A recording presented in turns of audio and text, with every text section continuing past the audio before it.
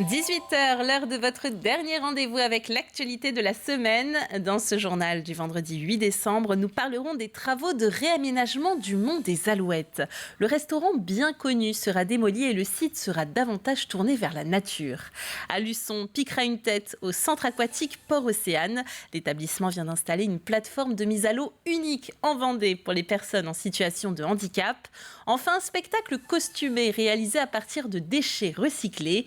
Une idée originale rendue réalité par la salle de spectacle La Balise de Saint-Hilaire-de-Riez. En 1994, le Mont des Alouettes est classé au titre d'espace naturel sensible. Le département entame aujourd'hui un plan de renaturation et de réaménagement du site. Concrètement, le restaurant sera détruit, les sentiers balisés et des supports pédagogiques installés.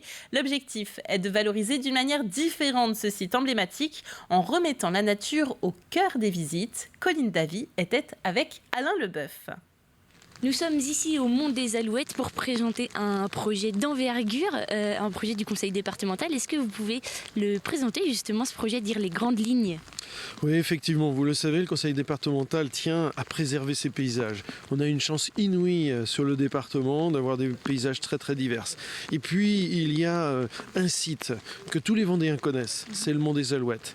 Ici, il y avait jusqu'à présent un restaurant qui n'avait plus de vocation à exister. Pour nous, il était important de racheter ce restaurant avec comme seul projet sa déconstruction pour renaturaliser ici un espace naturel sensible où la biodiversité va reprendre ses lettres de noblesse. C'est un vrai projet pour la Vendée, c'est un totem pour la Vendée qui veut prendre soin de ces paysages et de la diversité biologique qui nous est offerte. C'est un projet qui doit concilier plusieurs thèmes. On parle biodiversité bien entendu, mais il y a d'autres enjeux autour du Mont des Alouettes. Oui, effectivement, c'est un site historique aussi. C'est un site où on vient faire du sport aussi. C'est un site où on vient se promener. Il faut que nous puissions, encore une fois, préserver ce site, mais le rendre aussi très accessible. C'est ce que nous voulons. Cultiver l'histoire, cultiver ces espaces et les rendre justement visibles aux yeux de tout public, aux yeux de notre jeunesse aussi. On préserve, on respecte ce que l'on connaît bien et ce sera l'objet aussi ici sur le site du Mont des Alouettes, espace naturel sensible. Et c'est un peu une avant-première parce que le projet global sera dévoilé à la fin de la session du conseil départemental. Merci Colline Davy.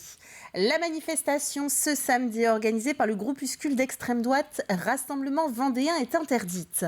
Le préfet de la Vendée a signé un arrêté en date du 7 décembre à cet effet, à l'instar d'autres préfectures sur le même type de rassemblement.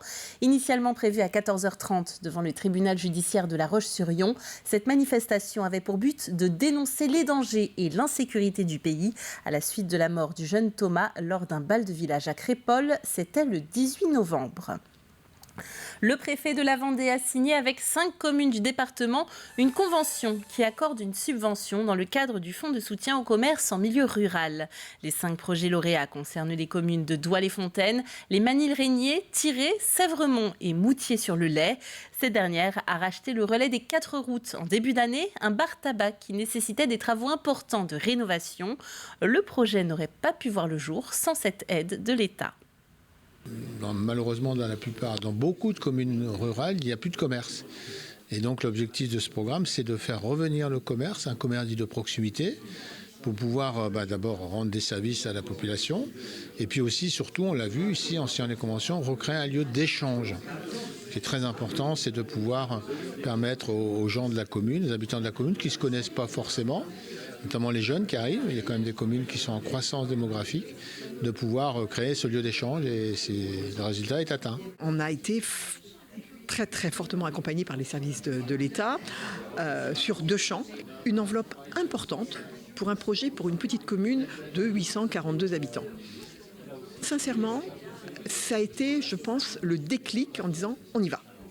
On est très soutenus, notre projet tient la route, tout le monde y croit, alors nous aussi, on va s'y lancer à fond. Ça a été le levier supplémentaire qui nous permet certainement une réhabilitation encore plus complète, de façon à offrir à la population un service beaucoup plus large. Une nouvelle qui ravira les personnes en situation de handicap à présent. La piscine de Luçon, Port-Océane, s'est équipée pour pouvoir les accueillir dans de meilleures conditions. Une nouvelle plateforme borde désormais le bassin central, leur donnant une complète autonomie. Coût total de l'installation 10 000 € pour un système unique en Vendée. Colline Davy a enfilé son maillot de bain pour nous le présenter. Il faut être patient. Mais la mise à l'eau se fait désormais en totale autonomie pour les personnes à mobilité réduite.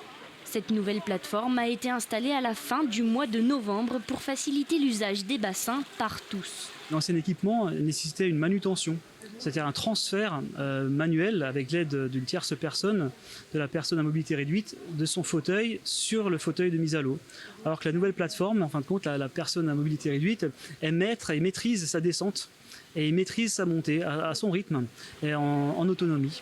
Pour les premiers bénéficiaires, sportifs aguerris ou utilisateurs occasionnels, c'est une victoire. Ça évite au niveau des maîtres nageurs toute manipulation qui peut éventuellement être problématique au cas où la personne vous échappe en cas de chute, en cas de petits accidents. Donc et même pour la personne en situation de handicap, c'est un peu plus intéressant. Bon, on a quand même moins cette sensation d'être un sac de viande qu'on prend, qu'on met de son fauteuil à un siège et vice versa, quoi. Au niveau humain, moi je viens à la piscine maintenant, je me mets sur le système, je me mets à l'eau seule, je sors de l'eau seule. C'est une belle victoire, quoi. Cet équipement novateur pourrait bien donner des idées, que ce soit pour les autres piscines du département ou pour d'autres équipements sportifs. On y est attentif. Vous dire qu'il y a d'autres projets pour demain, je ne suis pas certaine. Par contre, s'il y a une demande que nous avons méconnue au moment de la conception, évidemment, nous travaillerons de façon à permettre les mêmes facilités que ce que nous avons fait sur Port-Océane. Qu'il y en ait une, qu'il y en ait 10, qu'il y en ait 20, peu importe, nous devons répondre à ce sujet-là en leur permettant d'y avoir accès comme tout à chacun, comme vous et moi. La piscine de Luçon compte 98 000 entrées annuelles.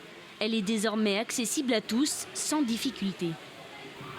Cendrillon avec des poubelles. La salle de spectacle La Balise à Saint-Hilaire-de-Riez organisait avec les écoles du pays de Saint-Gilles-Croix-de-Vie des ateliers de création de costumes réalisés avec du plastique recyclé et des déchets ramenés de chez eux.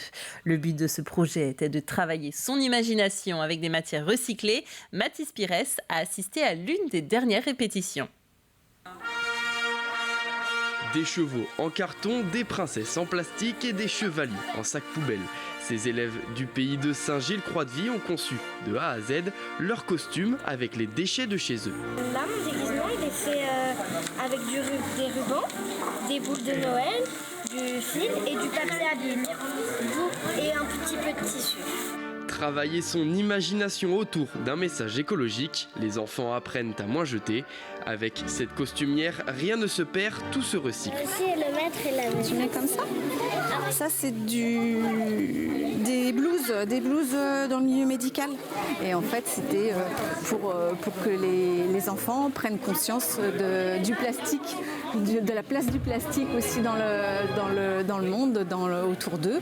Et une fois le déguisement créé et enfilé, il est temps de se mettre en scène. Stop ! Venue danser le bal de Cendrillon, la chorégraphie créée il y a 11 ans apprend aussi aux enfants l'art du spectacle. Mais je pense qu'on est un meilleur individu si on a fait une pratique artistique. Et c'est pas seulement pour faire de l'art après, mais dans la vie, ça vous travailler le corps en danse, ça vous aide à vous positionner, à se tenir droit, etc. Le théâtre, ça aide à parler, à se présenter. C'est pas seulement des choses qui servent pour le spectacle, ça sert aussi dans la vie. Avec un message écologique derrière. Ah ben là, pour ce spectacle, oui, c'est un message écologique. Oui, au lieu de jeter, recyclons. Au lieu de jeter, on va créer des choses, c'est ça. Les enfants se sont mis dans la peau d'artistes qu'ils pourront aller voir en spectacle à La Balise. Le prochain rendez-vous est ouvert à tous pour ce ballet recyclé le 11 février. Parlons à présent de l'inauguration d'un nouveau monument aux morts à Bouillé-Cours-d'Eau. Elle s'est faite en présence des représentants des 28 communes du canton et d'une délégation départementale de l'UNC et du Souvenir français. Réalisé par un artiste de la commune, cet édifice, réalisé en métal, regroupe aujourd'hui les 2 monuments aux morts qui existaient sur la commune. Cette inauguration a été organisée le 5 décembre en hommage aux morts pour la France, aux rapatriés, aux personnes disparues et aux victimes civiles pendant la guerre d'Algérie et les combats du Maroc et de la Tunisie. Bouillé-Cours-d'Eau est une commune qui réunit 2 bourgs, Bouillé et Cours-d'Eau, et on avait 2 monuments aux morts qui étaient en train de se dégrader. On a décidé de faire un nouveau monument parce qu'on avait un artisan d'art sur la commune qui s'appelle Monsieur Vauvert, qui nous a fait ce bel édifice, un arbre qui représente l'arbre du souvenir, mais qui représente aussi les racines qui démarrent de la stèle, ceux qui sont morts à la guerre. C'est tout un symbole.